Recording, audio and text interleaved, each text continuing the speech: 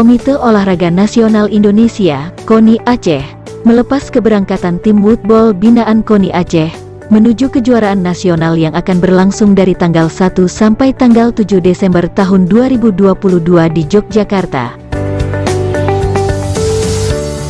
Para atlet serta pelatih woodball tersebut dilepas keberangkatannya oleh Ketua KONI Aceh yang diwakili Bendahara Umum KONI Aceh, Kennedy Hussein, yang berlangsung khidmat di ruang rapat KONI Aceh.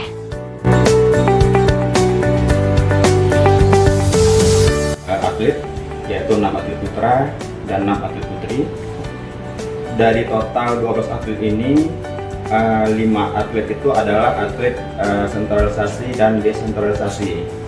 Bersyukur hari ini dilepas oleh pengurus KONI Aceh terkait dengan keberangkatan para atlet dan pelatih ke Kejurnas di Provinsi Yogyakarta. Dan target kita adalah emas. Dan mohon dukungan dari semua masyarakat Aceh dan khususnya pengurus KONI Aceh sehingga kita bisa mendulang emas di Provinsi Yogyakarta.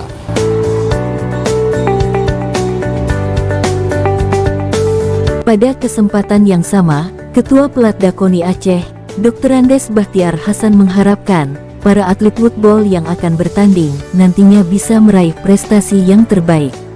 Akan kepada adik-adik bisa membawa medali nantinya, supaya masuk grade Pelatda sentralisasi harus kita tambah nanti orangnya.